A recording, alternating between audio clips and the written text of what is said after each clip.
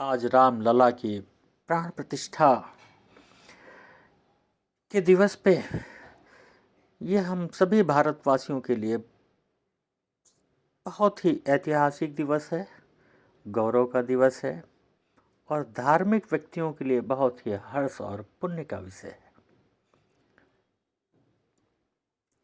इससे ज़्यादा ऐतिहासिक दिवस, इससे बड़ा दिवस पिछले 60-70 वर्षों में नहीं देखा गया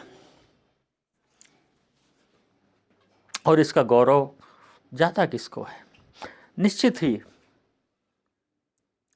राजा को भी जाता है, क्योंकि राजा के समय में किया गया या जो भी पाप और पुण्य का कर्म होता है, राजा उसका सहभागी होता है, तो राजा को भी इसका श्रेय जाना चाहिए। लेकिन साथ में हमें एक और बात पे गौर करनी है और वो ये है कि जो गौरव का दिवस है, गौरव के साथ में जो ग्लानि हो रही है, ग्लानि क्यों हो रही है? क्योंकि आज शंकराचार्यों को जो सोशल मीडिया पे आना पड़ रहा है अपनी सफाई देने के लिए। क्यों? क्योंकि कुछ प्रचार या राजनीतिक दुष्प्रचार की वजह से उनको कटघरे में खड़ा किया जा रहा है और शंकराचार्य अपने बचाव के लिए, क्योंकि एक तरफा बातें चल रही हैं और सोशल मीडिया पे तो भरा पड़ा है, तो उनको अपने बचाव के लिए वो सोशल मीडिया का सहारा ले रहे हैं, क्योंकि मेन स्ट्रीम मीडिया में उनकी बात कहीं बहुत ज़्यादा सुनाई या दिखाई नहीं पड़ती है और अखबारों में तो यहाँ तक उनके ऊपर लांछन भी लगाए जा रहे हैं कि उन्होंने 5 लाख रुपए लेके उत्तरप्त हो गए। तो ये जिससे कि हमने सुना कि उनकी वाणी में बड़ा क्षोभ के साथ में क्रोध भी था, जो कि बहुत ही सहज दिखने वाले जो शंकराचार्य की वाणी होती है, तो वो देख के बड़ा अजीब सा लगा कि आज ये क्या हो गया है। क्योंकि ये शंकराचार्य की जो पदवी है, हमने इनको कभी भी आत्मगौरव की बात करते हुए नहीं सुना। हम तब भी ये नहीं जानते हैं ये बात कि जो रामलला के मंदिर का जो जजमेंट सुप्रीम कोर्ट ने दिया है उसमें शंकराचार्य का नाम मेंशन है, अविमुक्तेश्वरानंद, जिनके प्रमाण की वजह से वो निर्णय प्रतिपादित हो पाया। और उन्होंने ये भी कहा था बहस के दौरान कि अब तक आप कहाँ थे, क्योंकि इन्होंने जो प्रमाण प्रस्तुत किए थे वो शिलालेख और वो सब पुराणों के जो स्कंद पुराण और बाकी वेदों के जो प्रमाण थे, लेकिन इन्होंने कभी भी मीडिया में आके इस बात की कोई चर्चा नहीं की कि मैंने इतने प्रमाण प्रस्तुत किए। सुप्रीम कोर्ट के निर्णय आने के बाद भी इन्होंने कभी मीडिया में आके या सोशल मीडिया पे आके ये इस बात को कभी भी नहीं बोला कि मेरी वजह से या मेरा नाम देखिए निर्णय में है और मेरी वजह से ये निर्णय आया है, ऐसा कभी भी नहीं कहा। लेकिन आज इनकी मजबूरी हो गई है कि वो अपने बारे में बता रहे हैं कि नहीं भाई, मैं भी इसका एक पक्षकार था, बल्कि मैं ही था।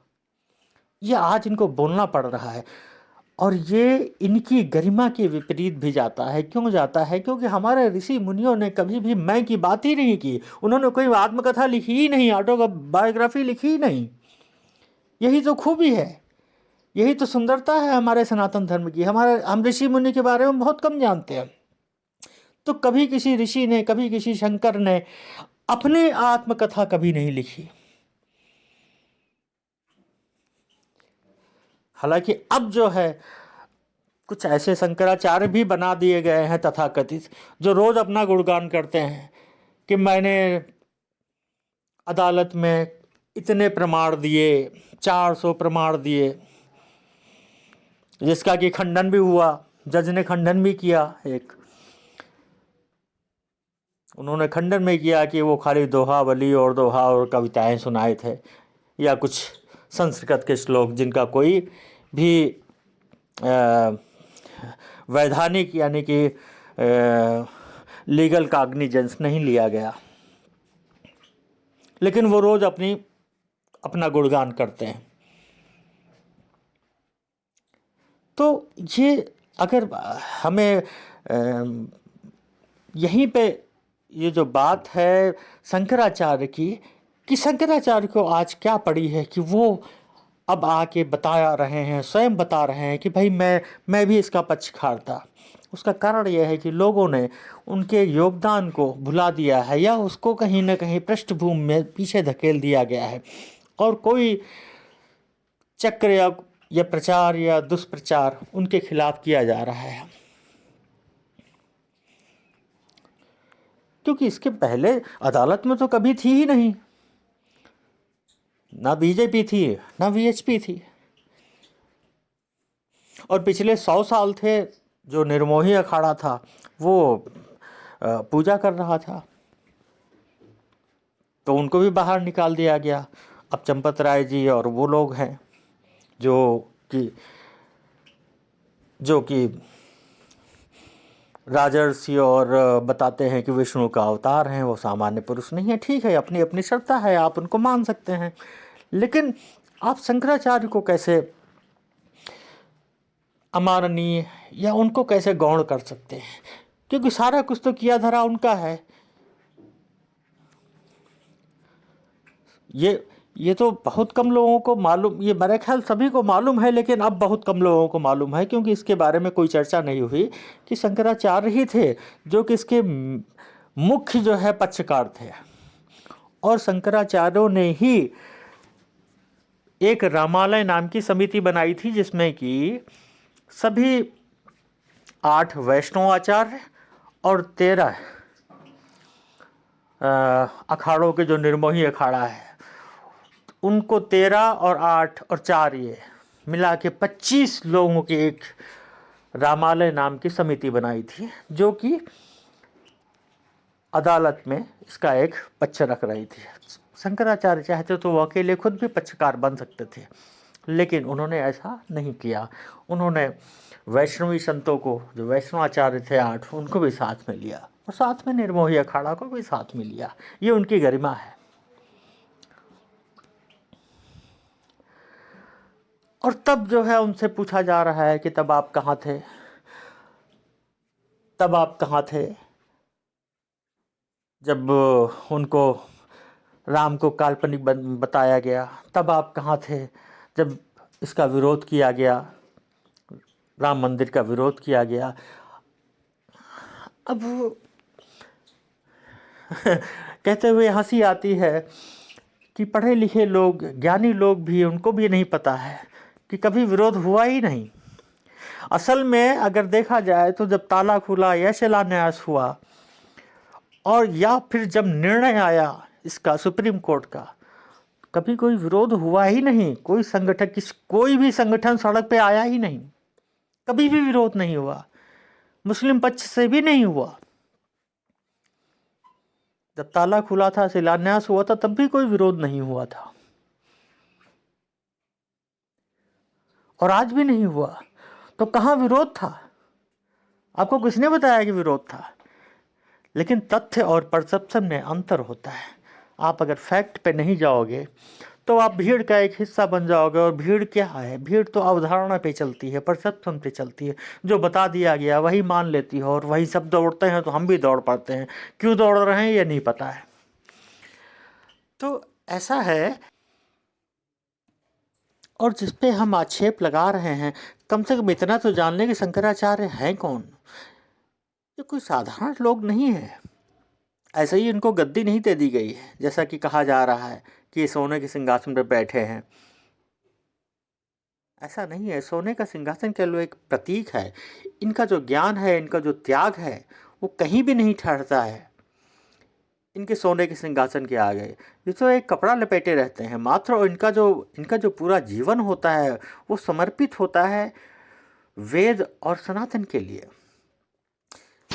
इसके पहले की कोई शंकराचार्य की पदवी के लिए योग्य साबित हो, उसके पहले इनको 6 जो वेदांग हैं, शिक्षा, कल्प, व्याकरण, ज्योतिष, छंद और निरुक्त, इनमें इनको प्रवीण होना पड़ता है, पारंगत होना पड़ता है। उसके बाद फिर जो 6 दर्शन है, न्याय, वैशेषिक, सांख्य, योग, मीमांसा, वेदांत, जिसे उत्तर मीमांसा भी कहा गया, इसमें इनको बिल्कुल प्रामाणिक रूप से प्रवीण होना पड़ता है, आत्मसात करना पड़ता है। और फिर इतना ही नहीं, फिर वेदांत में भी 6 दर्शन हैं, जैसे अद्वैत, विशिष्ट अद्वैत, द्वैत अद्वैत, द्वैताद्वैत और अचिंत्य भेदा भेद। तो वेदांत में जो 6 दर्शन है, उसी तरीके से जो 6 दर्शन है, न्याय, वैशेषिक, सांख्य, योग, मीमांसा, उसके भी अलग अलग दर्शन है। इन सब में उन्हें पारंगत होना पड़ता है।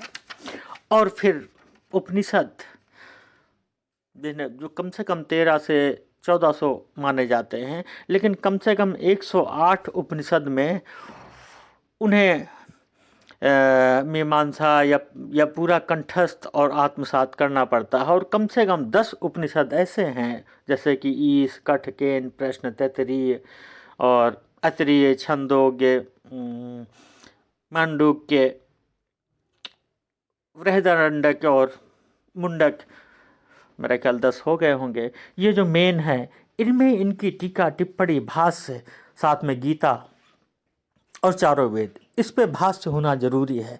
तब जाके ये कहीं उसके लिए एलिजिबल होते हैं, इस पदवी के लिए, और तब इनका अनुमोदन किया जाता है सभी शंकराचार्य के साथ में, जो इनके पूर्वज, जो इनके अग्रणी रहे हैं, उनके द्वारा, फिर जो वैष्णवी संत समाज है उनके द्वारा, फिर एक विद्वत परिषद है काशी में, उनके द्वारा। तब इनका अनुमोदन किया जाता है कि हाँ, ये जो है अब इस पदवी के लिए